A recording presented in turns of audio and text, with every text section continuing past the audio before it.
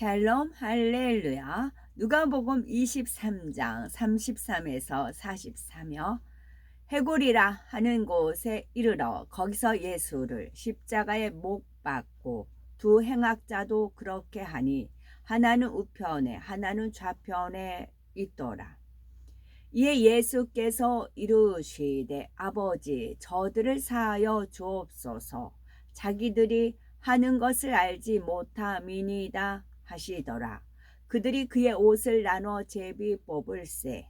백성은 서서 구경하는데 관리들은 비웃어 이르되 저가 남을 구원하였으니 만일 하나님이 택하신 자 그리스도이면 자신도 구원할지어다 하고 군인들도 희롱하면서 나와 신포도주를 주며 이르되 네가 만일 유대인의 왕이면 네가 너를 구원하라 하더라. 그의 위에 이는 유대인의 왕이라 쓴 패가 있더라.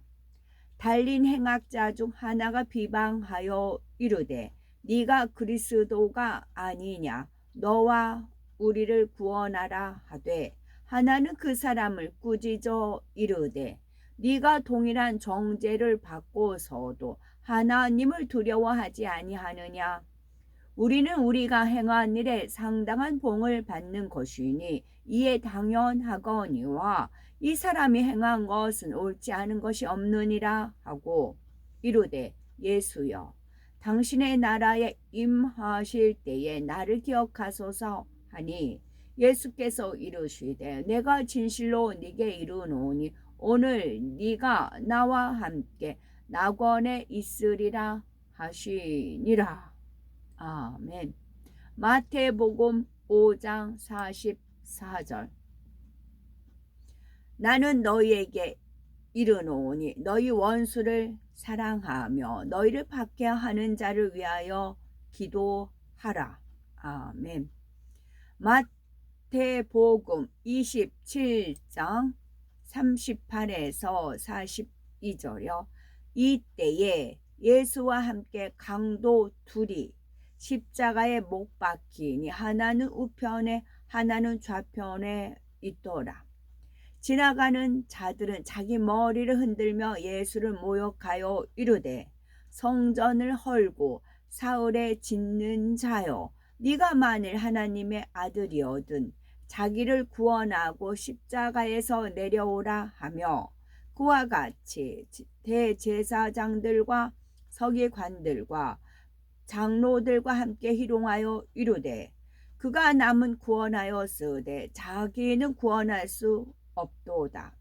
그가 이스라엘의 왕이로다. 지금 십자가에서 내려올지어다. 그리하면 우리가 믿겠노라. 아멘. 제목은 가상칠언 첫 번째입니다. 많은 사람이 임종이 가까워 오면은 지나온 삶을 되돌아보며 가족과 친지 등 주변의 유언을 남기고 떠납니다. 예수님께서도 십자가에 달려 운명하시기 전에 마지막으로 7마디 말씀을 남기셨는데 바로 가상칠언이지요.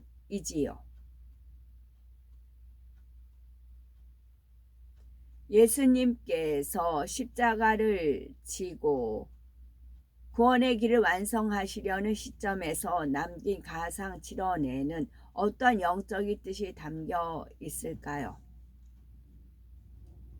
제1호는 아버지여 저희를 사하여 주옵소서 자기 하는 것을 알지 못함이니이다. 하나님의 아들 예수님께서 저주받은 자가 달리는 나무 십자가에 못 박히신 것은 순전히 우리의 죄 때문이었습니다. 이 사실을 알지 못한 로마 군병과 백성들은 십자가에 달리신 예수님을 멸시하며 흉악한 죄인 취급을 했지요. 오직 선만 행하시고 흠없으신 예수님을 향해 관원들이 저가 남을 구원하였으니 만일 하나님이 택하신 자 그리스도여든 자기도 구원할지어다 라고 희롱하였지요. 그런데도 예수님은 운명하시는 순간까지 그들을 불쌍히 여기시고 아버지여 저희를 사하여 주옵소서 자기의 하는 것을 알지 못함이니이다 하며 하나님께 용서를 구하셨습니다. 예수님은 권능이 있기에 마음만 먹으면 십자가에서 내려오실 수 있습니다. 그렇지만 오직 하나님의 뜻 가운데 인간 구원의 섭리를 이루시고자 온갖 고난과 수치를 묵묵히 당하셨지요. 사람들은 예수님이 하나님의 아들로서 자신들의 죄를 대속하기 위해 십자가에 달린 것을 알지 못했습니다. 본인들이 하는 행동이 얼마나 큰 죄인지도 몰랐지요. 그래서 예수님은 십자가에 달려 가장 먼저 이들을 용서해 달라고 간구하신 것입니다. 여기서 저희란 단순히 당시 예수님을 십자가에 못 박고 희롱한 사람들만 가리키는 것이 아닙니다. 바로 예수 그리스도를 영접하지 않고 어둠 가운데 있는 온 인류를 일컫지요. 오늘날도 많은 사람이 참된 진리이신 주님을 모르고 엄청난 죄를 짓고 있습니다. 원수 마귀 사단은 어둠에 속한 사람들을 주관하여 열심히 신앙생활하는 사람들을 핍박하게 합니다. 이럴 때에 마땅히 행할 바가 무엇인지 예수님께서는 가상칠언 첫 번째 말씀을 통해 깨우쳐 주셨지요. 바로 사랑의 기도를 하라는 것입니다. 마태복음 5장 44절에도 너희 원수를 사랑하며 너희를 핍박하는 자를 위하여 기도하라고 당부하셨습니다. 오직 사랑으로 용서하고 간절히 기도하여 구원에 이르도록 도와주는 것이 하나님의 뜻이기 때문입니다. 이어는 오늘 네가 나와 함께 낙원에 있으리라.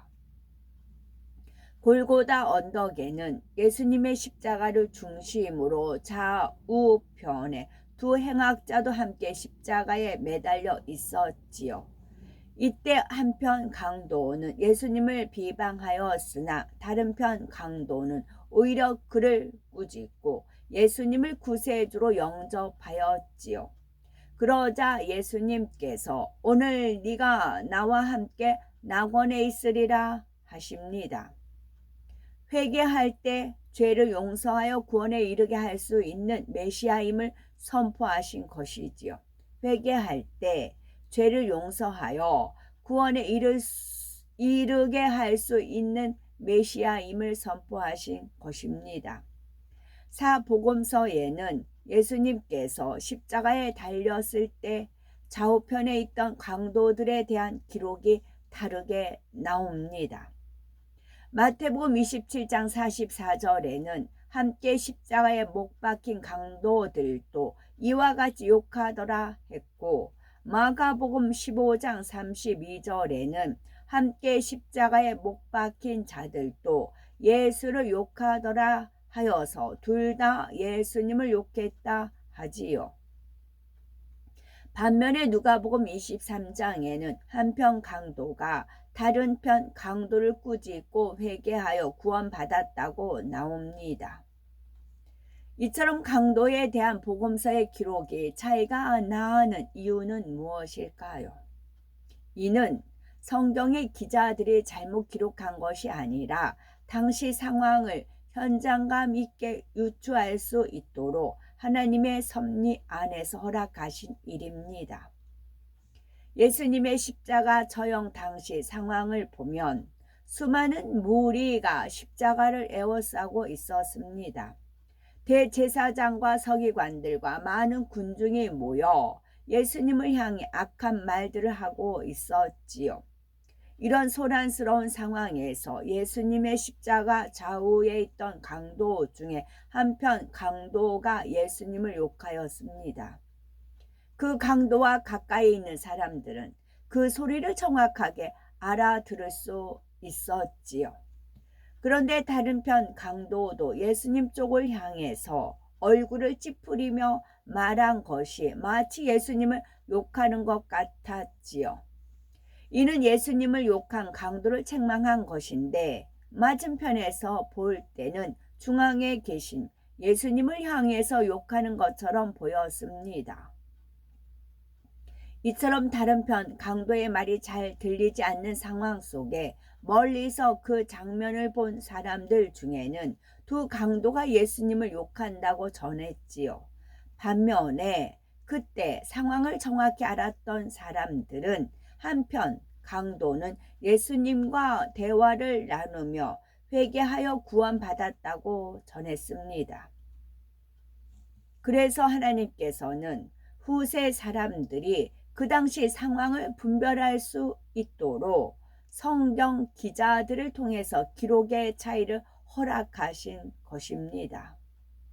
그러면 예수님께서 십자가에 달려서 회개한 강도에게 오늘 네가 나와 함께 천국에 있으리라 말씀하시지 않고 오늘 네가 나와 함께 낙원에 있으리라 라고 말씀하신 이유는 무엇일까요? 천국은 상상할 수 없을 정도로 크고 아름답습니다. 낙원 1천층, 2천층, 3천층, 새 예루살렘 성으로 나뉘며 각 처소마다 행복과 영광이 다릅니다. 각 처소마다 행복과 영광이 다릅니다.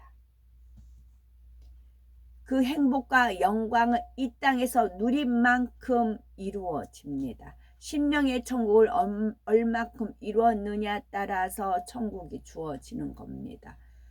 여기서는 지옥 같은 삶을 사는데 뚝딱이 아니에요. 상황은 지옥 같은 상황이어도 내 마음에 심령 천국을 이루었을 때 그 알맹이가 그대로 가는 것입니다. 천국은 여기 있다 저기 있다 하는 게 아니라고 했어요. 네 마음 안에 있다 하셨어요. 특히 새 예루살렘 성은 하나님의 보호자가 있는 가장 영화로운 처소로 하나님을 닮은 거룩하고 온전한 사람이 들어가는 곳입니다. 반면 낙원은 천국에서 가장 낮은 처소로 부끄러운 구원받은 사람이 들어가지요. 이들은 단지 주님을 영접했을 뿐 죄를 싸워 버리지도 않고 하나님의 나라를 위해서 수고한 것이 전혀 없기 때문입니다. 구원받은 강도도 마찬가지이죠. 그는 선한 양심을 쫓아서 자신이 죄인임을 고백하고 예수님을 구세주로 영접했을 뿐 하나님의 말씀을 지켜 행하고자 죄를 버린 것도 누구를 전도한 것도 아닙니다. 이처럼 주님을 위해서 아무것도 한 일이 없기 때문에 상급이 없는 낙원을 약속받았지요. 그런데 예수님께서 오늘 네가 나와 함께 낙원에 있으리라 하셨다고 해서 예수님이 강도와 함께 낙원에 계신다는 뜻은 아닙니다. 예수님의 본체는 하나님의 보호자 우편에 계십니다. 만왕의 왕, 만주의 주가 되시는 예수님은 낙원뿐 아니라 모든 천국의 주인이시기에 이렇게 말씀한 것입니다. 또한 오늘이란 예수님께서 운명하신 날 혹은 특정한 날짜를 지칭하신 것이 아닙니다. 회개한 강도가 구원받아 하나님의 자녀가 되니 그가 어느 곳에 있든지 함께 하신다는 의미이지요. 그러면 예수님께서는 운명하신 뒤 곧바로 낙원으로 가셨을까요? 아닙니다. 성경에는 요나가 밤낮 사흘을 큰 물고기 뱃속에 있었던 것 같이 인자도 밤낮 사흘을 땅속에 있으리라 했습니다. 그리고 저가 또한 영으로 옥에 있는 영들에게 전파하시니라 하셨는데 여기서 옥이란 감옥을 말하는 것이 아니라 윗음부를 의미하지요. 예수님은 운명하신 뒤에 윗음부에 가서 그곳에 있는 영혼들에게 복음을 전하고 3일 만에 부활하셨습니다. 그렇다면 예수님은 왜 윗음부에 가셔야 했을까요? 왜 윗음부에 가셔야 했을까요? 성경을 보면 예수님이 십자가 지시기 전에는 구원받을 영혼들이 아브라함의 품에 안겼다고 나옵니다. 이런 사람들이 모여 있는 곳이 윗음부지요. 또한 예수님이 이 땅에 오시기 전 구약시대나 신약시대라 해도 복음을 한 번도 듣지 못하고 죽은 사람들이 있습니다. 그들 중에는 선한 양심을 쫓아 살다가 양심 심판에 의해 구원받을 사람도 있기에 운명하신 후 윗음부에 가서 복음을 전하신 것입니다. 사랑의 하나님께서는 예수 그리스도 외에는 구원받을 만한 다른 이름을 주신 적이 없습니다. 주님의 십자가 사랑을 깨달아 모든 사람이 구원에 이를 수 있도록 더욱 기도와 전도에 힘쓰는 복되고 아름답고 보배로운 우리가 되셔야 되겠습니다. 윗음부라는 곳은 윗음부는 정확히 천국이라고는 할 수는 없지만 천국에 속한 곳으로 구약시대 구원받은 영혼들이 대기하던 장소입니다. 정확히 말해 주님이 부활하시기 전까지 구원받은 영혼이 대기하던 곳이지요. 그러나 주님이 부활하신 후에는 대기 장소가 천국 낙원의 가장자리로 바뀌었습니다.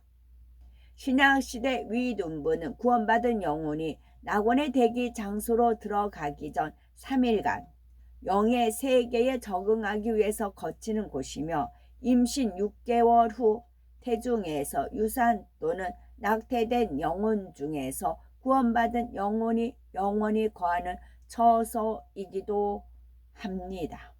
아멘.